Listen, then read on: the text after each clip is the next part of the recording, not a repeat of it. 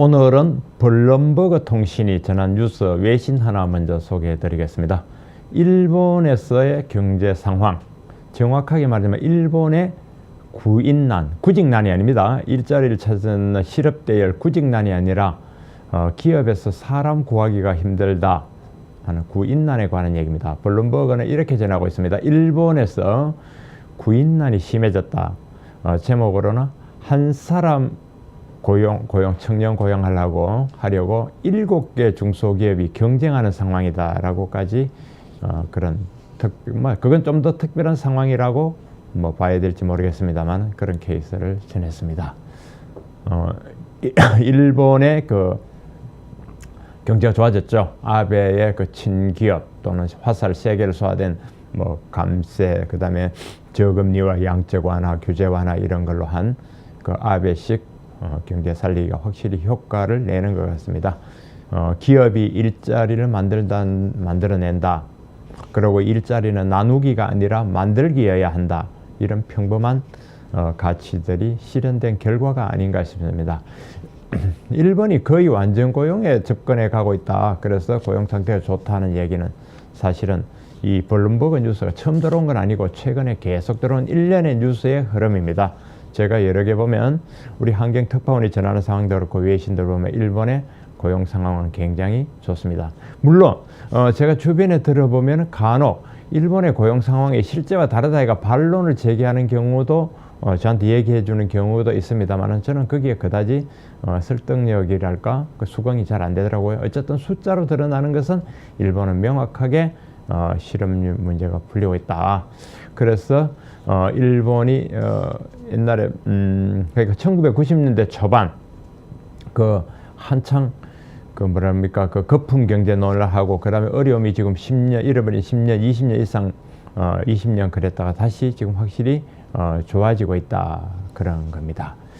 제일 볼만한 거는 저겁니다. 구인 배율을 한번 보면 되겠습니다. 블룸버그에서도 이 인용을 했을 때 구인 배율 혹은 우리가 유효 구인 배율 이런 걸로 많이 경제 기사에 드러나죠.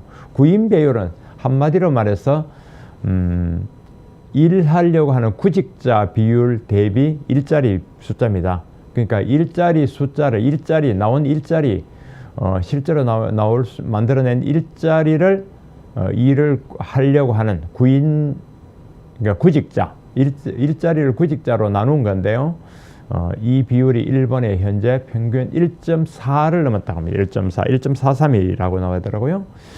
도쿄에서는 심지어 2에 접근했다. 그 말 도쿄 같은 경우는 일자리를 구하려는 사람보다 일자리 숫자가 2배 많다는 얘기 될 것이고 일본 평균으로 1.43이 그대로 맞다면 일자리 구하려는 사람은 100명인데 일자리는 143개가 된다는 그런 얘기입니다. 물론 일본도 이제 2009년인가요? 그때 보면 이제 잃어버린 20년하고 1990년대 초반 소위 거품 경제에서 쭉 거품이 빠지는 과정에서 힘들었죠.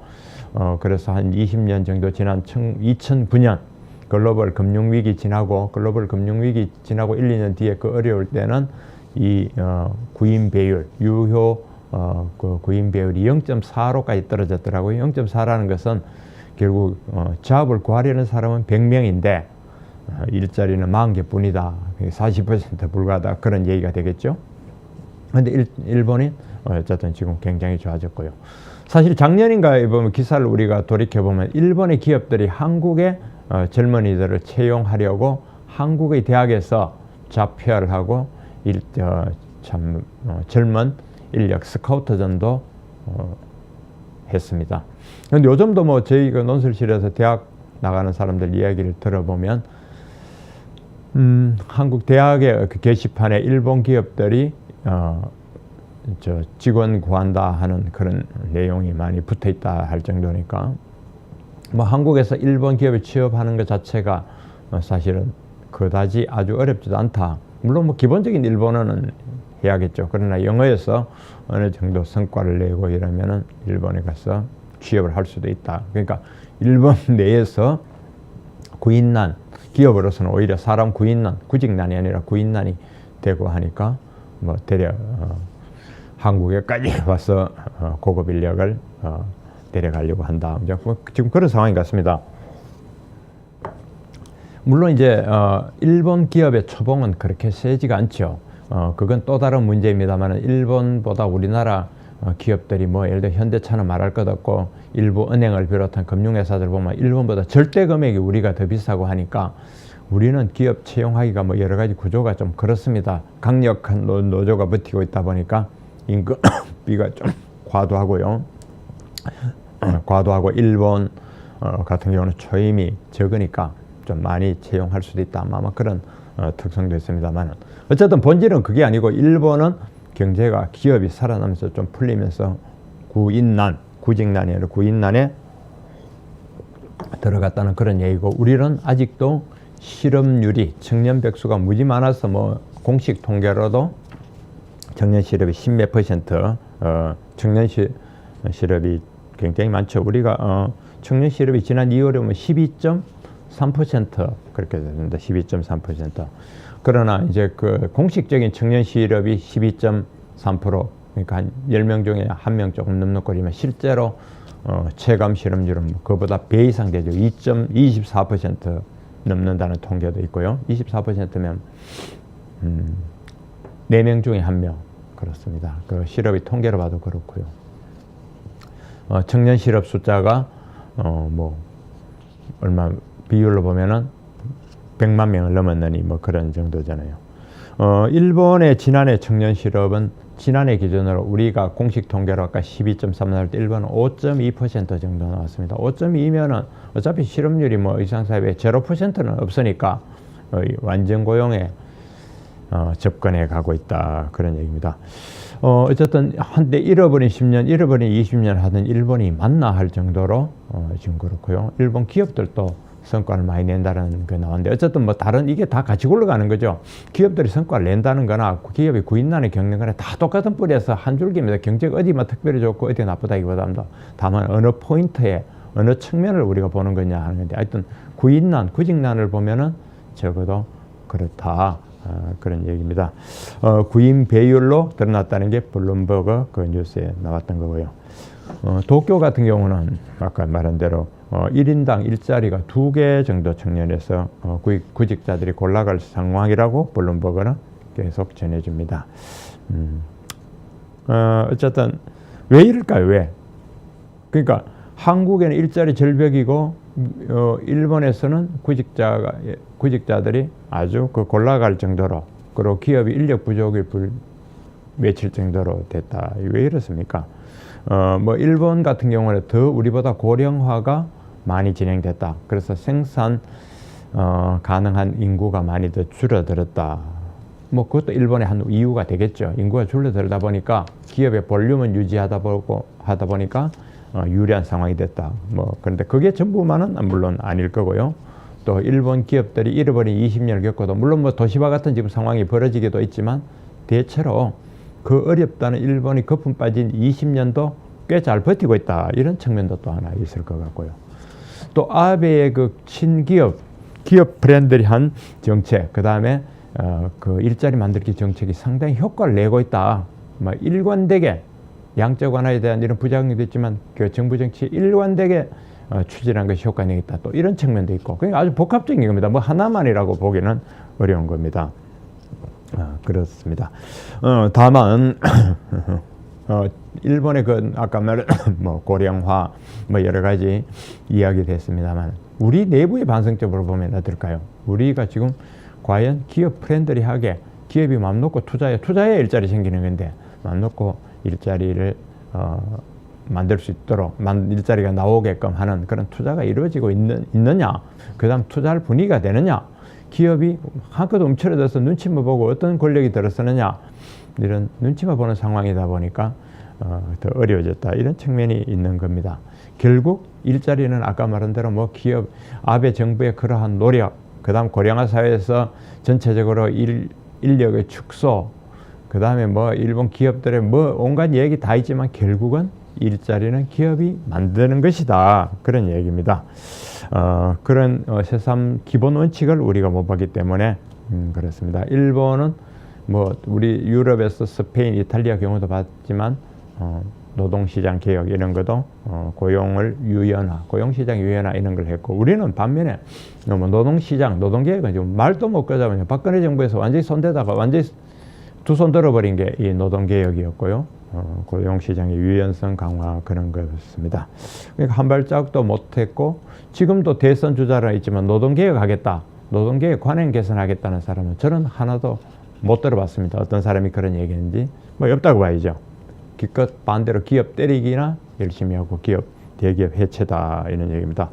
그 기득권 노조들의 뭐 채용 장사에 이르기까지, 그 다음에 공과 테두리를 안고 그 고용 세습하고 여러 가지 보면, 어제 그 환경의 특집으로 보면 귀족 노조, 강성 노조, 공고한 공공 대기업 노조, 우리나라 근로자들의 10% 정도에 그치는 노조 조직률로 볼 때 10%, 그 중에서 대기업 노조는 더 작은 부분인, 정말 전체 노조를 보면 한 줌밖에 안 되는데도 여기서 하고 있는 그 적폐 5가지들 뭐 다 일일이 어제 제가 신문 읽어드리면 다 봤습니다만, 그런 것들은 누구도 손대지 않는 그런 상황입니다. 그러면서 기껏 일자리 정책을 하면 세금으로서는 공공 부분에서 일자리 많이 만들겠다. 그 일자리 말의 형식은 일자리 창출이라고 하지만 공공 부분에서 일자리는 일자리 만들기가 아니라 일자리 나누기입니다. 명백하게. 일자리 만들기여야지 일자리 나누기로 가서는 안 된다. 그런데 그런 계획을 할 생각 안 하고 무슨 또 더 나온 게 공국민 안식연제다. 돈은 누가 되는 겁니까? 그런 사탕 발림 같은 이야기가 나오고요. 그렇습니다. 그래서 진정 일자리를 걱정한다면, 일자리를 만들어야 되겠다 하면 기업 활성화 정책부터 내놔야 되겠다 하는 게 또 결론은 우리가 비싼 결론으로 가는 겁니다. 지금 우리 한국의 그 경제 발목을 잡고 있다든가 걸림돌이 되는 게 뭐 구조조정의 미완성, 또 구조조정 한다고 했는데 대우조선처럼 저렇게 또 거대한 금은 구멍이 생겼다든지, 뭐 그 다음에 미국의 보호무역주의라든지, 또 북한에서 오는 그 안보 리스크, 북핵 리스크라든지, 중국의 터무니없는 횡포에 대한 뭐 그런 거에 대한 돌발 변수라든가 무수한 얘기들이 나올 것 같습니다. 그러나 그 중에서도 가장 큰 리스크는 그 불변하는 노조, 경직된 고용시장, 전혀 변하지 않는 노동개혁의 어떤 미완의 과제, 이런 것들이 가장 큰 근본적인 걸림돌이고 우리의 지금 장애물이고 한계가 아니겠느냐, 저는 그렇게 봅니다. 대선 주자들이, 그리고 그걸 떠받치는 정당들이, 그리고 한 캠프에 1000명씩 달려갔다는 그 폴리페서 교수들이 왜 이런 공약을 내놓지 않는지 모르겠습니다. 이 공약을 내놓으면 적어도 노조하고는 척을 질지 모르고 노조 쪽하고는 대립관계에 설지 모르지만 다수 국민들한테 틀림없이 박수를 받고 더 큰 지지를 받을 수 있을 텐데, 그 노조에 휘둘리고 소수의 그 눈치를 보는 이런 상황이 저는 좀 안타깝습니다. 블룸버그 그 일본의 지금 그 구인난, 구직난이라 구인난, 그 다음에 구인 그 실상 뭐 그런 거 보니까, 그 다음에 구인 배율이 일본 전체로 1.43까지 됐다 하는 그 기사를 보고 한번 생각해 보는 관점입니다. 3월 18일 토요일입니다. 어느새 주말이네요. 2017년 3월 18일 토요일 한국경제신문 보시겠습니다. 일면에는 아시아 카지노 전쟁 이런 거 기획 기사를 올렸습니다. 아시아 카지노 전쟁에 한국은 없다. 일본, 중국, 필리핀, 대만 모두 복합 리조트 건설에 속도전을 내리고 있는데 한국은 겨우 한 곳만 다음 달에 오픈이다. 관광객 다 뺏긴다 하는데, 뭐 한국에 없는 게 카지노만이 아니죠. 테마파크라든가 없는 게 무지 많습니다. 커버 스토리는 일본 사케, 일본 전통술이요. 사케의 웃음, 막걸리의 눈물. 막걸리도 한때 상당히 달리더니 요즘 조용해져 버렸습니다. 자, 현안으로 가서는 한국 땅 밟자마자 DMZ 비무장지대에 달려간 틸러슨 미 국무장관이요 방한했습니다. 후지필름 사진기로 틸러슨 찍는 북한군. 요 북한산 요 바로 뒤에 그겁니다. 북한군이 여기 지금 틸러슨 국무장관의, 여기는 이제 빈센트 브룩스 주한 한미연합사령관과 틸러슨을 요 북한군이 사진 찍었습니다. 요 북한부 모습 보십시오. 세 사람. 한미동맹 아시아 태평양 평화의 핵심이다 하는 얘기를 틸러슨 국무장관이 했습니다. 대선 정국에 목소리 커진 중소기업 적하법종 특별법 제정해달라. 무슨 특별법 이런 것들이 과연 도움이 되는 건지 모르겠습니다. 정세균 의장이 정책 과제를 했다는데 계속 보호주의, 보호로는 곤란하다는 얘기입니다. 이면에는 미분양의 대명사였던 타운하우스, 이제는 웃돈이 붙는 귀한 몸이 됐다. 타운하우스에도 관심이 쏠린다는 기사가 들어가 있고, 옆에는 목소리를 추적해 범인 잡는다. 검찰이 3,000명 정도의 목소리 빅데이터를 기반으로 해서 음성 분석 시스템 개발에 나섰다고 합니다. 음성 가지고 성별, 나이, 출신지를 자동으로 분석한다는 얘기입니다. 문구도 프리미엄 시대, 5만원 볼펜, 5만원, 4만원 공책.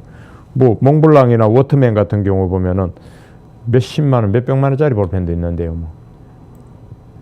아시아의 카지노 대전, 아까 일면에 나왔던 기사 이어집니다. 일본, 필리핀, 대만, 통큰 베팅하는데 한국의 카지노 정책은 완전히 새갔습니다. 이 카지노 정책이 새갔습니다. 그다음에 이게 규제의 문제로 사실은 봐야 됩니다. 아시아의 관광지도 바꾸는 카지노 복합 리조트. 중국 사람들의 그 도박, 노름 정말 알아주는 거죠. 그 카지노가 중국 관광객 끌어모으는데 정말 도움이 되는데, 우리나라에는 사행산업이라는 이 부정적 시각에 까다로운 심사, 이게 발목 잡힌다. 그래서 카지노 규제가 꽤 심각하다 하는 얘기가 들어있습니다. 아래는 도시바의 메모리 사업, 중국에는 안 판다. 일본이 공적 자금 투입도 검토. 이렇게 되면 국유화, 국영기업을 하겠다는 거죠. 도시바의 전략적 가치를 일본이 주목한다 이런 겁니다. 특히 첨단 기술이라든가 그다음 인력 유출에 우려한다 이런 얘기고요. 일본 정부가 지분 34% 확보해서 거부권을 유지하고 있다고 합니다. 다음에는 한국에 온 틸러슨 미 국무장관. 틸러슨 첫 방문지는 바로 북한군들의 도끼 만행 현장, 즉 캠프 보니파스, 여기 임진각 바로 넘어, 임진각에서 임진강으로 넘어가면 거기에 있죠. 캠프 보니파스 현장에 북도발에 강력 응징 메시지를 던졌다고 합니다. 외국 관광객들이 북한의 방문객을 찾았고요. 한미, 북핵, 대북 군사대응 강화 긴밀한 협의를 했고, 3월 18일에는 중국을 방문한다고 합니다. 사드 보복 중단하라 요구할 것 같다고 합니다. 미국의 소리 방송 보도, 검은 물체를 실은 북한 선박 열척이 공해에 머물다 중국 석탄항에 입항했다는 얘기있네요. 금리 올린 미국, 옐런의 수수께끼는 뭘까? 미국 금리 올렸는데 반대로 움직이기 시작했습니다. 정신은 금리 올렸는데 정신은 오히려 오르고 달러 가치도 급락했습니다. 장기 국채 금리도 떨어지고 패드의 긴축 속도가 더 빨라질 것 같다고 되어 있네요. 5면입니다. 대선 전국의 목소리 꺼진 중소기업, 차기 정부 정책 중소기업 위주로 확 바꿔라 하는 거고, 정치권도 표심 잡기에 구애에 나섰다. 또 중소기업하고 정치권이 결합하는 또 다른 연합이 나타날지 모르겠습니다. 뭐 정치권에는 하여튼 이 대선 때는 표만 된다면 어디나 막 결합해버리니까요. 그런 이야기. 해외 유학 연수비 11년에 최저다. 비용 덜 드는 선진국으로 가자. 이제 해외 연수 좀, 해외 유학이 좀 그래서 좀 줄어들긴 드나 보죠. 그런 문제. 금호 아시아나, 금호 타이어 채권단하고 지금 갈등이 좀 있죠. 그래서 금호 채권단하고 그 아시아나하고 갈등 기사 했습니다. 여기 있고, 그건 너무 자세한 내용이니까 이건 넘어가도록 하겠습니다. 정치면 안희정, 문재인, 민주당 4차 경선 토론을 톱을 올렸네요. 안희정, 내 편만 예뻐하고 반대편을 배척하고 있다. 문재인, 혁신에 대한 생각이 달랐다는 제목 뽑았는데 넘어가고요. 대선 주자 너도 나도 산토끼 잡자, 집토끼 난다. 이러니까 보수 후보인지 진보 후보인지 알 수가 없다. 헷갈리는 대선 공약. 진보 쪽은 잘 모르겠으되 보수 쪽은 정체성을 잃어버렸다. 저는 그렇게 봅니다. 문전성 씨, 문캐퍼, 전문가 1,500명 몰리고 자고 나면 위원회는 또 생긴다. 그런 얘기입니다. 1,000명이라고 한 지 엊그제인데 1,500명으로 참, 아유 정말 대단하네요. 정책 공강하는 문재인 그 국민성장인데, 처음에는 교수 정책 전문가 500명이 참여했으나 지금은 1,000명 수준으로 늘어났다. 그런 얘기입니다. 하여튼 아유, 폴리페서들의 계절이 돌아왔다. 그런 얘기입니다. 국민의당 안철수, 손학규, 박주선 3파전이다. 금융면, 금리 오를 땐 채권 상품 줄이고 달러화 자산에 집중하라. PB들 이런 재테크 기사가 있고요. 국제면, 트럼프의 예산 전쟁 이런 부제를 달았습니다. 트럼프, 안보 없이는 번영 없다. 국방 빼고 모든 예산을 삭감한 트럼프 정부 했네요. 외교, 환경, 복지에 쓸 돈을 확 줄였고, 외교는 뭐 국무부 예산입니다. 군 장비 개선 등 국방부에 투입해서 강한 미국이 어디서 나오는지를 보여주고 있는 것 같습니다. 국경 장벽 건설에도 15억 달러 배정을 했습니다.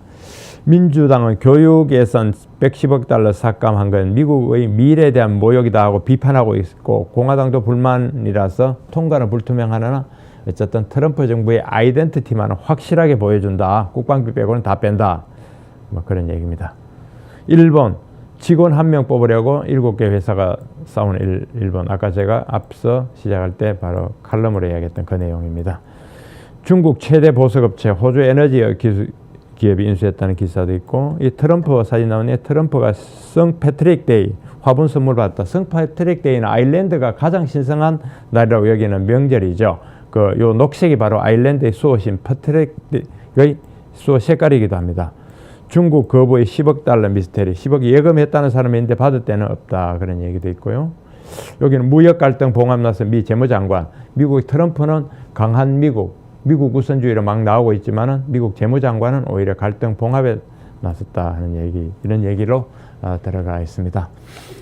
무슨 기사 좀 보셨습니까? 어쨌든 판문점으로 달려간 틸러슨 기사도 보이고요.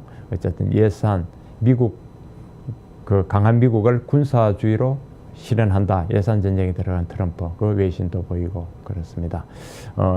또 하나는 도무지 진보인지 보수인지 정책으로 표시도 안 나는 이 아이덴티티를 잃어버린 시대의 대선 날짜는 2달도 안 남았다, 이런 기사도 있습니다. 주말 차분하게 보내면서 봄도 맞고 정치는 어떻게 돌아가는지, 나라는 어떻게 정말 돌아가고 있는지, 어떻게 가야 되는지 차분하게 한번 저도 그렇고 독자님들도 한번 생각해보는 그런 주말이 됐으면 좋겠네요. 주말 잘 보내십시오.